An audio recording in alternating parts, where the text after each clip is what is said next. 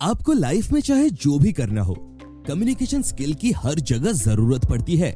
चाहे interview crack करना हो, अच्छे मार्क्स लाने हो, अपना मैसेज दूसरे लोगों तक पहुंचाना हो या फिर अपने रिलेशनशिप्स को बेटर बनाना हो। अगर आपकी कम्युनिकेशन स्किल अच्छी नहीं है तो आप हमेशा सभी चीजों में स्ट्रगल करते रहोगे। इस वीडियो में मैं आपसे थिक नाथ की book the art of communicating से 5 ऐसे टिप्स शेयर करूंगा जो आपको एक अच्छा कम्युनिकेटर बनने में हेल्प करेंगे। तो चलिए बिना किसी देरी के let's get started. Tip number 1, अपने आप से कम्युनिकेशन करना सीखो। पहली कन्वर्सेशन हमेशा खुद से शुरू होती है। अगर ध्यान से देखोगे अपने माइंड को तो पाओगे कि हम खुद से जितनी कन्वर्सेशन करते हैं उतनी किसी से नहीं करते।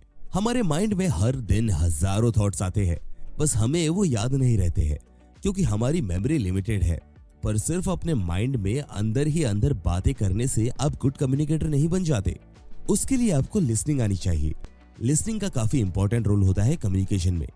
अब आपके माइंड में ये डाउट आएगा कि लिसनिंग तो सभी लोग करते हैं, इसमें कौन सी बड़ी बात है। नहीं, ऐसा बिल्कुल भी नहीं है। ज्यादातर लोग बस हियरिंग करते हैं। लिसनिंग के लिए आपको अटेंशन देनी पड़ती है। लिसनिंग एक आर्ट है जो ग्रेजुअली डेवलप करनी पड़ती है। ऑथर कहते हैं कि हमें अपनी बॉडी और माइंड दोनों को ध्यान से सुनना चाहिए। इसके लिए सेल्फ अवेयरनेस चाहिए। उसके लिए आप कुछ एक्सरसाइज कर सकते हैं, जैसे कि अपने ब्रेथ पे ध्यान दो। देखो कि आप कितनी फास्ट ब्रीथ कर रहे हो।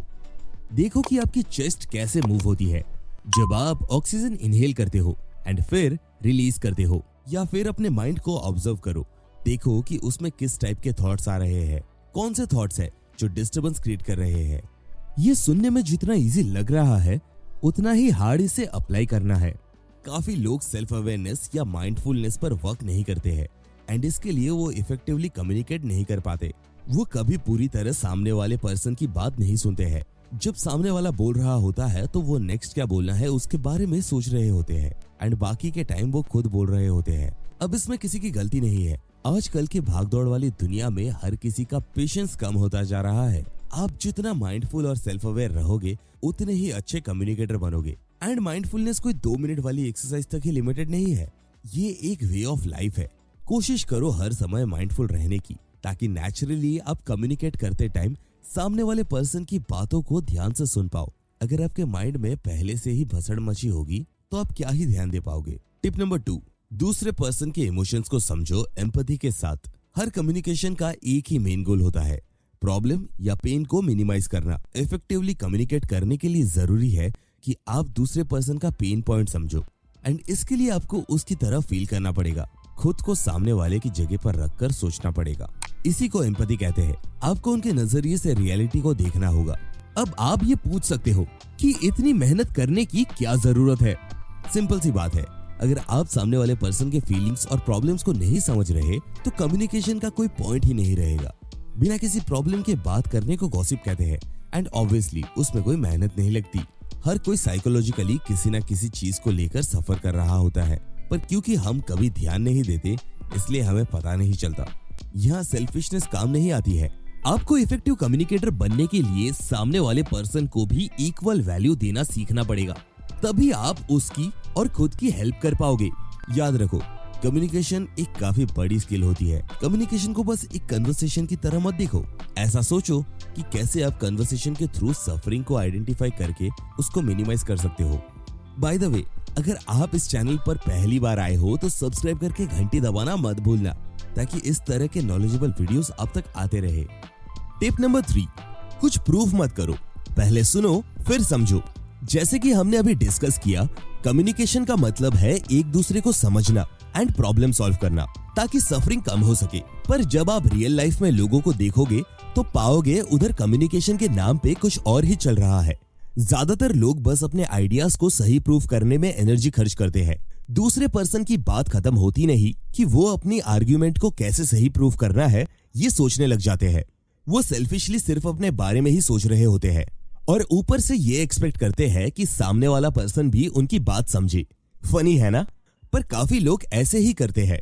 अब इससे रिजल्ट ये निकलता है कि कोई भी किसी को ठीक से नहीं समझ पाता। बिना अंडरस्टैंडिंग के कम्युनिकेशन का कोई मतलब नहीं और बिना सही एटीट्यूड के अंडरस्टैंडिंग आती नहीं है। अगर आपका फोकस अपने आर्ग्यूमेंट्स को सही प्रूव करने में रहेगा तो आप कभी ठीक से दूसरे पर्सन को समझ ही नहीं पाओगे। इसलिए हमेशा ध्यान दो कहीं आप भी यही मिस्टेक तो नहीं कर रहे। टिप नंबर 4, अपनी स्पीच सही रखो। ऑथर कहते हैं कि हमें हमेशा सही स्पीच यूज करनी चाहिए। अक्सर हम कुछ ऐसी बातें बोल देते हैं जिससे सामने वाले पर्सन की फीलिंग्स हर्ट हो जाती है एंड फिर वो पर्सन डिफेंसिव हो जाता है और सुनना बंद कर देता है। इन शॉर्ट, पूरी कन्वर्सेशन पॉइंटलेस हो जाती है। क्या इसका मतलब हमें कभी किसी को क्रिटिसाइज नहीं करना चाहिए? नहीं, ऐसा भी नहीं है। चलिए समझते हैं कि सही स्पीच कैसे बोलते हैं। सही स्पीच का मतलब है कि सच बोलो, पर ऐसे बोलो कि सामने वाला बुरा ना माने। पर प्रॉब्लम यही है कि सच कड़वा होता है, तो इसलिए अपनी बातों को इस तरह से रखो कि सामने वाला आपकी गुड इंटेंशन को समझ पाए।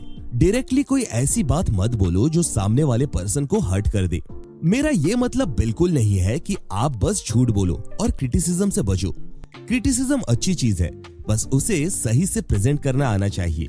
आप ऐसे फ्रेजेस यूज कर सकते हो सकता है मैं गलत हूँ पर मुझे लगता है कि, या फिर क्या मैं आपको कुछ बातें बता सकता हूँ जिससे आपको इम्प्रूव करने में सहायता मिलेगी। इससे सामने वाले को बुरा भी नहीं लगेगा और आपकी रिलेशनशिप भी स्ट्रांग होगी। काफी लोग सोचते हैं क्या फर्क पड़ता है, कौन इतनी मेहनत करे। हाँ, अगर म्यूचुअल अंडरस्टैंडिंग अच्छी है तो काफी बार जरूरी भी नहीं होता है। पर अगर आपको अपनी कम्युनिकेशन स्किल्स इंप्रूव करनी है तो ये सब सीखना पड़ेगा एंड ये इजी तो बिल्कुल भी नहीं है। सही से सुनने के लिए भी आपको प्रेजेंट मोमेंट में होना पड़ता है। काफी बार लोग अज्यूम कर लेते हैं एंड पूरा मैसेज नहीं सुनते हैं एंड फिर कॉन्फ्लिक्ट्स होते हैं। टिप नंबर 5, अपने वर्ड्स की रेस्पॉन्सिबिलिटी लो। जाने अनजाने में हम काफी बार टॉक्सिक सिग्नल्स दे देते हैं अपने वर्ड्स के थ्रू और हमें फर्क भी नहीं पड़ता है, पर ये एक्चुअली बैड प्रैक्टिस है। ऑथर कहते हैं कि कम्युनिकेट करते टाइम हमें देखना चाहिए कि कहीं हम नरिश करने की जगह सामने वाले के माइंड को टॉक्सिक तो नहीं कर रहे। लाइफ में ऑलरेडी इतनी सफरिंग है, इसलिए हमारी कोशिश यही होनी चाहिए कि सामने वाले का माइंड नरिश हो और सफरिंग कम हो। वैसा करने के लिए हमें अपने वर्ड्स की रेस्पॉन्सिबिलिटी लेनी पड़ेगी। हम जो भी वर्ड्स यूज करते हैं उसका कहीं ना कहीं हमारे ऊपर एंड सामने वाले पर्सन पर अफेक्ट पड़ता है। वर्ड्स बुलेट की तरह होते हैं, एक बार अगर फायर कर दो तो वापस नहीं आते। इसलिए कुछ भी बोलने से पहले 2 से 3 बार सोच लेना चाहिए। सोचो कि आपके वर्ड्स के क्या कॉन्सिक्वेंसेस हो सकते हैं। अगर आपको किसी से बात करते टाइम गुस्सा आ रहा है तो आप माइंडफुल ब्रीदिंग कर सकते हो। इससे आपके इमोशंस कंट्रोल में रहेंगे। मुझे पूरा भरोसा है कि अगर आप इन टिप्स को फॉलो करोगे तो डेफिनेटली आपकी कम्युनिकेशन स्किल्स डेवलप होगी। अब आप मुझे कमेंट करके बताओ कि आपने इस वीडियो से क्या सीखा। ऐसे और काफी सारे लेसन्स हैं जो आप इस बुक से सीख सकते हो। मैं हाईली रेकमेंड करूंगा कि आप इस बुक को परचेज करके पढ़ो ताकि आप इन सभी कॉन्सेप्ट्स को और क्लियरली समझ पाओ। तो मिलते हैं अगले वीडियो में। Keep reading, keep thriving.